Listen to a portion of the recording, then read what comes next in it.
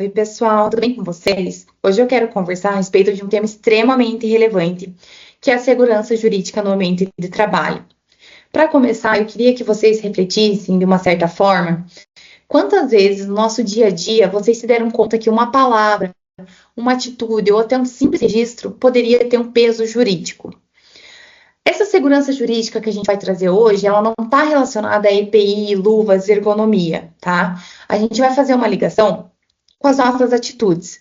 A forma como a gente registra informação, a forma como a gente se comunica, a forma como a gente cumpre os nossos deveres, né? E é essa segurança jurídica que vai nos proteger de riscos legais. E mais do que isso, vai garantir que o nosso trabalho seja feito com uma certa responsabilidade. Em um ambiente profissional, né, em uma instituição, cada ação tem um certo valor e também vai ter uma consequência. Então, cada registro que a gente faz vai ter um peso jurídico. Às vezes é algo que parece simples, né, que a gente não dá a devida importância, mas que pode gerar problemas gigantescos, tanto para a instituição quanto para o profissional envolvido. Por isso que quando a gente fala em segurança jurídica, a gente está falando em proteger a instituição, mas também para que vocês se protejam. Então, assim, em outras palavras, gente, não existe um erro pequeno quando o assunto é conduta profissional, principalmente em nosso ambiente, que a gente lida muitas vezes com pessoas fragilizadas, com pessoas que estão passando por um momento difícil, e a gente não pode ignorar isso. Quero começar apresentando um pouco sobre as responsabilidades que todos nós temos dentro do nosso ambiente de trabalho, tá? A primeira que eu vou citar é a responsabilidade civil, que vai decorrer de uma ação ou um erro que vai causar algum dano a alguém. Tá? Aqui a gente pode citar um paciente, um colega, um erro de registro, uma informação repassada de forma incorreta, um procedimento feito sem o devido cuidado. Então, nesses casos, pode sim haver uma obrigação de você reparar esse dano, né? Então, você está lidando com umas consequências real sobre as pessoas. Já a responsabilidade ética muda um pouquinho. Aqui a gente vai falar de valores morais e profissionais, né, que vai orientar a nossa conduta. Então, não vai ser só o que a lei exige, mas o que o nosso código de ética profissional determina. Então, a gente pode falar aqui num certo respeito, num certo sigilo, na empatia, no comprometimento profissional, né? Então, quando a gente age sem ética, mesmo que não haja aquele dano material, como na responsabilidade civil, há uma violação. Há uma violação de confiança e que também pode trazer uma certa consequência, né? Já a responsabilidade administrativa, ela está ligada ao comportamento das normas internas, dos protocolos internos da nossa instituição, né? Políticas internas. Então, é o nosso compromisso de seguir com os procedimentos corretamente, respeitar essa hierarquia, usar os nossos canais adequados, agir conforme as nossas diretrizes. E quando a gente descumpre essas regras administrativas, pode gerar, o que pode gerar? Advertência, suspensão ou até mesmo outras medidas disciplinares. Já a responsabilidade trabalhista envolve a relação de trabalho. Então, é uma conduta que afeta o vínculo empregatício, tá? Que pode levar ali até mesmo a rescisão do próprio contrato de trabalho, né? E também o que a gente pode trazer aqui, que é importante a gente lembrar e ressaltar, que é a corresponsabilidade. O que seria essa corresponsabilidade? É o erro de um colaborador, ele pode sim afetar toda a equipe e toda a imagem da instituição. Então, por isso, é extremamente importante a gente agir corretamente para proteger não só a si mesmo, mas todo mundo à sua volta e a instituição, né? Então, nesse cenário, agora que a gente tem um certo panorama do que é, né? O que é essa responsabilidade que a gente entendeu, a gente pode citar alguns exemplos do que pode gerar certa consequência para você, que é profissional, dentro do ambiente de trabalho. E o que a gente pode fazer na prática para evitar. O primeiro exemplo que eu vou trazer para vocês é sobre o prontuário, né? O prontuário ele é um documento extremamente importante para a prática assistencial. Então, ele não serve apenas ali como um registro clínico, né? ele também pode servir como uma ferramenta de defesa jurídica para os profissionais ali de saúde envolvidos no atendimento, né? Então, um simples dado incorreto, um atendimento, né, errôneo ali, que pode prejudicar a segurança do paciente, pode gerar um processo judicial. Né? Então, o Conselho Federal de Medicina e o COFEN, eles determinam que todo registro precisa necessariamente ser claro, legível, completo e verdadeiro, né? Então, por isso, cada registro, cada etapa do atendimento é o que vai garantir essa segurança, né? Essa segurança jurídica, essa transparência e esse respaldo técnico. E também, acho que é importante a gente lembrar que o prontuário ele é um documento do paciente. Então, existem até leis específicas, como a lei do prontuário eletrônico, a lei de proteção de dados, né, que trazem que esse prontuário ele pertence ao paciente. Ele vai ter direito a esse acesso, né, e cabe à instituição e os profissionais garantir a guarda e o sigilo dessas informações. Então, a ausência desses registros, intercorrência, pode ser interpretada como uma negligência ou até mesmo uma omissão, né? Por outro lado, se a gente documentar isso de forma clara, objetiva, seguindo as orientações da nossa legislação, vai permitir que o profissional ele se respalde, né? Tenha um certo respaldo nessas possíveis complicações que pode decorrer do atendimento assistencial, né? Tudo dentro ali dos riscos previstos de um procedimento ou de uma condição clínica. Então, quando a gente fala de uma disputa judicial, né?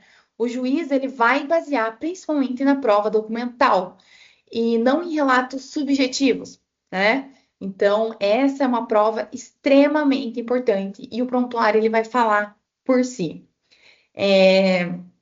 Nos processos éticos disciplinares, a falta desse registro também pode gerar certas advertências, né? E até suspensão do exercício profissional. Então, existe caso que o profissional ele vai responder uma sindicância apenas por falha nessa documentação, né? Então, é por isso que a gente reforça aqui aquela frase clássica: quem não registra não se defende. Outra coisa que eu queria pontuar para vocês, já aproveitando o tema, que eu vejo que é uma necessidade da equipe assistencial, é como que a gente deve, né, essa equipe deve registrar esses comportamentos hostis, inadequados de paciente e familiar, né? Lembrando já o que eu salientei, o prontuário ele é um documento do paciente. Então, assim, ele tem que ser usado para esses fins. Ele não pode ser usado para conflitos pessoais, desabafo, comentários ali de convivência, certas queixas, né? Então, esse prontuário ele tem que conter apenas informações clínicas, né? Com uma linguagem neutra, profissional. Então, assim, quando você for registrar algo, você não precisa colocar a sua opinião pessoal, né? Julgamento de valor, descrição emocional. Então, assim, se você tiver algum conflito, seja com o paciente, com o acompanhante, se sentiu ameaçada, se ofendeu, o prontuário não vai ser o meio que você vai registrar isso, tá? O meio correto. Então, ele precisa ser feito de uma forma factual, né? Descrevendo apenas ali o que realmente aconteceu, sem essas interpretações subjetivas. Então, a gente pode trazer aqui como exemplo um paciente que ofendeu, né, a equipe de enfermagem, gritou, fez comentários inadequados, né? A gente não pode colocar ali no prontuário que o paciente ele foi agressivo, que ele é um porco, que ele é desrespeitoso. Então, sempre colocar o fato e não uma opinião pessoal. Então, nesses casos, nessa situação, a equipe deve comunicar ao seu gestor imediato, acionar os canais internos da instituição adequados, como o próprio canal de ética.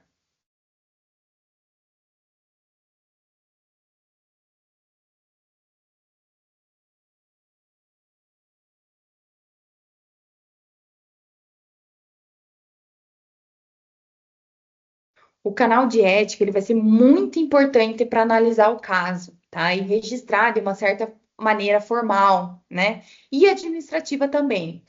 E para tomar todas as medidas cabíveis. Então, tudo vai ser tomado de uma maneira muito imparcial, sigilosa e, acima de tudo, segura, né? Às vezes a pessoa fica meio receosa de registrar uma denúncia, mas não, tudo é extremamente seguro e confidencial, né? Para relatar ali qualquer situação que ocorra de conflito, violência, assédio, ameaça. Então, seja elas praticada por paciente ou também acompanhante e colegas, tá? Então, em resumo, essa é uma frase importante para guardar.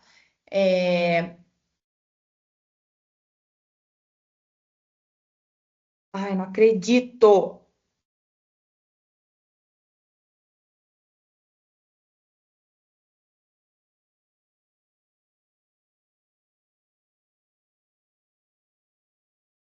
Então, o próprio canal de ética vai servir para justamente analisar esse caso, né? Registrar de uma maneira formal, administrativa e tomar todas as medidas cabíveis. Lembrando que é tudo de extremamente imparcial. Então, o próprio canal de ética, ele vai analisar esse caso, vai registrar de uma forma administrativa, formal e vai tomar todas as medidas cabíveis. E lembrando que é tudo de maneira extremamente imparcial, sigilosa, segura, né? Às vezes a pessoa fica com esse certo receio, mas é extremamente seguro, confidencial, né? Tanto para você relatar todas essas situações de conflito, violência, assédio, ameaça. Então, seja elas praticadas por paciente, colega, acompanhantes de pacientes, né? E é por conta disso que eu trouxe essa frase, que é para guardar, né? Que o prontuário ele serve para registrar fatos clínicos, né? E o nosso canal de ética e os fluxos administrativos servem para registrar condutas inadequadas e ocorrências. Então, registrar de forma correta vai proteger o colaborador, não só o colaborador, mas a instituição.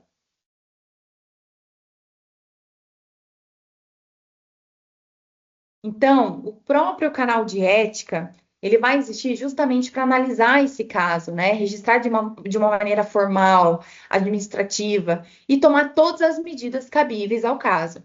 Então, assim, tudo é tratado de uma maneira muito imparcial, muito sigilosa, muito segura, né? Extremamente confidencial.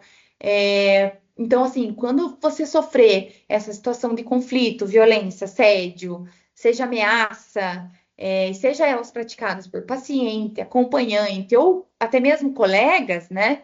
Você pode utilizar o canal e abrir a sua denúncia. Eu trouxe essa frase também para vocês guardarem, que o prontuário ele serve para registrar fatos clínicos, né? E o canal de ética, os demais fluxos administrativos, eles servem para registrar condutas inadequadas e ocorrências. Então, registrar de forma correta, né, vai proteger o colaborador, além de reforçar a sua postura ética e a segurança jurídica no atendimento ao paciente.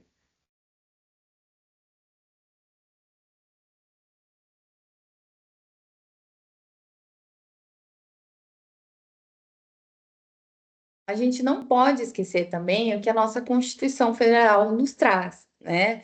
Elas nos traz ali que a intimidade, a vida privada, a honra, a imagem das pessoas, elas são asseguradas com direito à indenização por dano material ou moral decorrente ali dessa violação, né? Então, a gente precisa ter uma atenção redobrada quanto a isso, que o descumprimento dessas normas pode gerar uma responsabilidade, né, para o colaborador.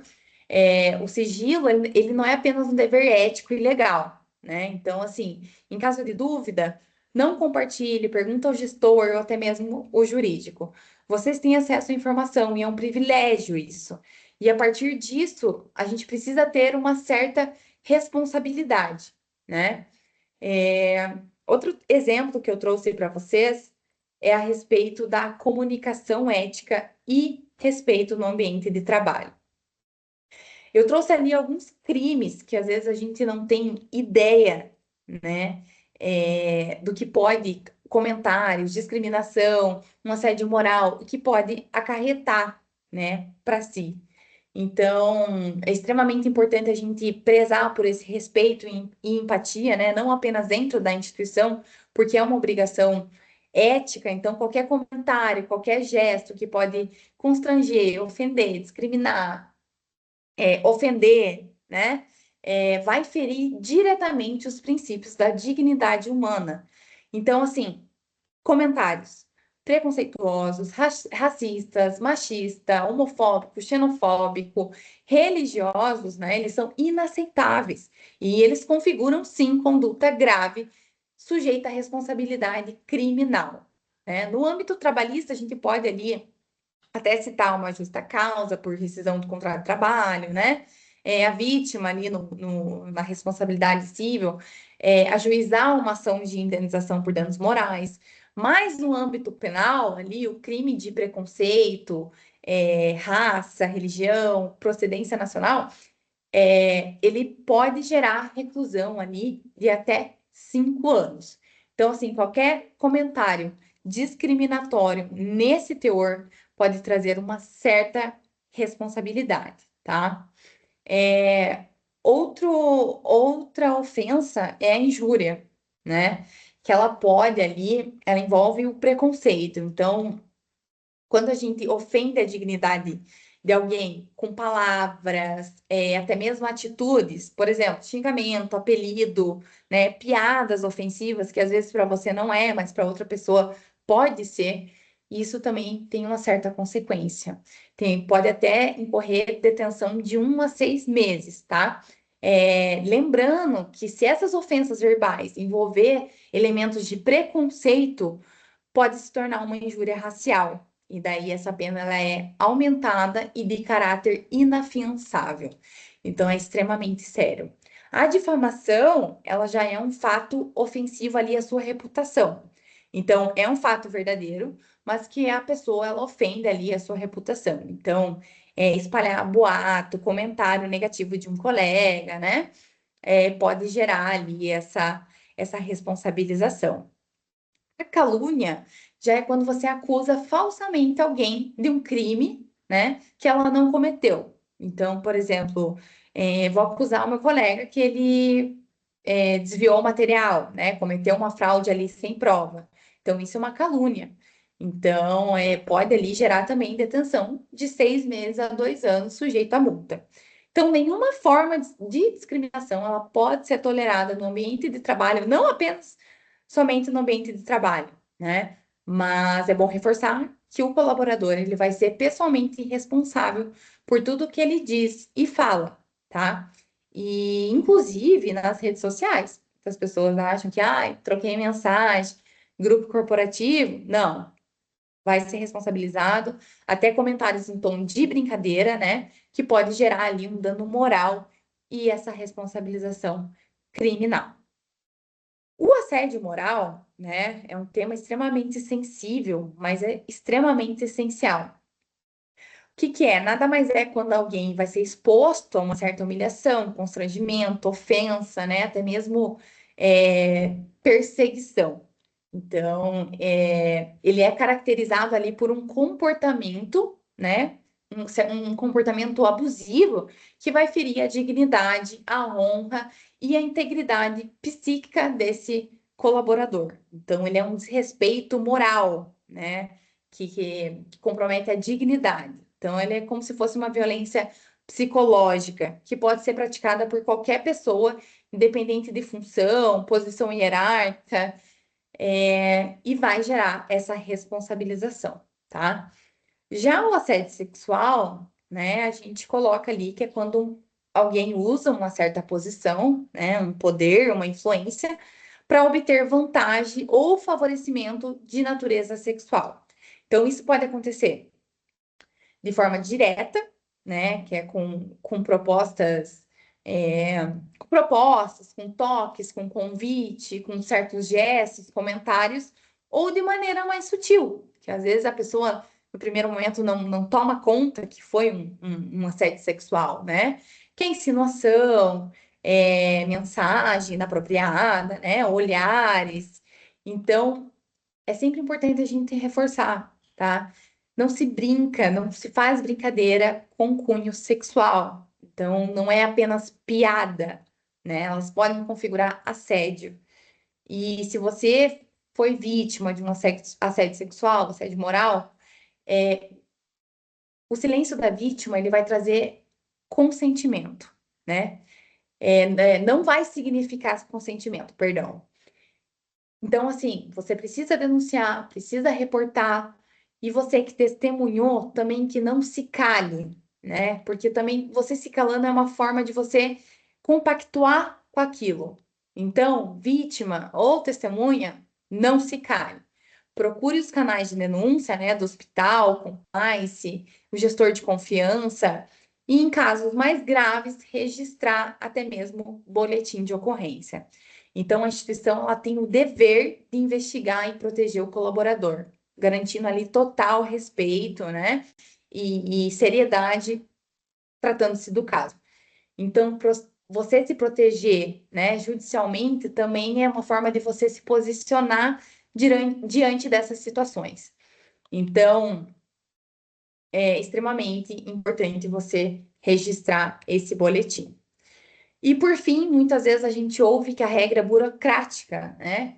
Mas na verdade elas não são, elas são a nossa linha de defesa. Então, protocolo, checklist, fluxos de atendimento que muitas vezes vocês são cobrados para seguir, né?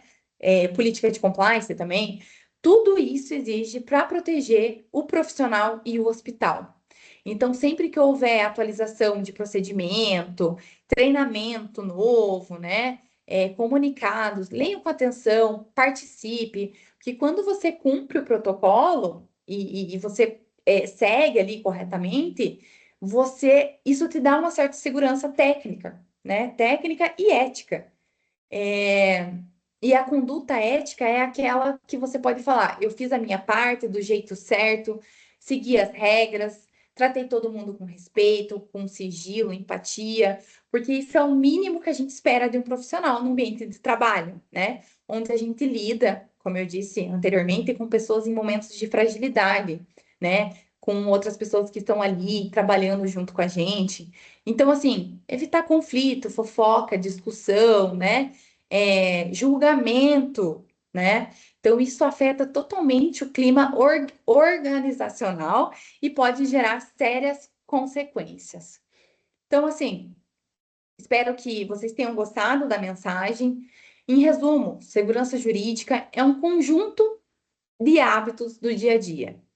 Então, são essas pequenas atitudes que vão fazer esse ambiente de trabalho não só mais seguro, mas também mais justo, mais transparente, né? Mais humano. Então, assim, o que às vezes parece ser algo simples, pode sim se transformar numa infração de ética até criminal. Então, essa segurança ela vai começar a partir dessa conscientização, né? Com o entendimento do impacto das nossas ações. Então, cada decisão, cada anotação pode representar um documento e até mesmo uma prova, né, um risco jurídico. Então, o nosso papel ele vai muito além de cumprir essas tarefas, né? De atuar ali na nossa prática, no nosso dia a dia. Então, a gente precisa contribuir para essa segurança emocional, essa segurança física no nosso ambiente de trabalho, né? Então, errar faz parte, todos nós erramos, mas quando isso acontece, é importante a gente aprender com os erros, não omitir essas condutas, né? Pois pode trazer algo muito pior lá na frente, como um erro assistencial, né? Então, o silêncio ele também pode ser um risco. A transparência sempre vai ser o melhor meio de proteção e também que vai demonstrar a nossa boa-fé, né? Então, vai demonstrar que a gente agiu ali dentro dos padrões exigidos. Outra mensagem que eu gostaria de passar para vocês é que não decidam nada sozinho, né? Em situações de dúvida. Sempre que houver incerteza, né? Em relação a alguns temas que envolvam paciente, dados, documentos, condutas, procure o seu gestor, procure o nosso jurídico, o canal de compliance, os nossos canais também vai servir para punir, orientar, né, e prevenir ali certos problemas, e vai ser extremamente importante isso para vocês. E eu acho que é isso. Chegamos ao fim da nossa conversa. Espero que todos vocês tenham gostado dessa mensagem repassada, que é de suma importância para exercer as nossas funções, né, com ética, clareza e responsabilidade. Então, isso fortalece a nossa instituição, né, e vocês como profissionais. E por fim, eu deixo essa frase para a gente guardar e refletir também, mais uma frase, né? Que é: o que protege a nossa instituição, protege você. Então, que a gente leve essa ideia a partir de agora para todas as nossas ações. Vai ser de extrema importância. Muito obrigada.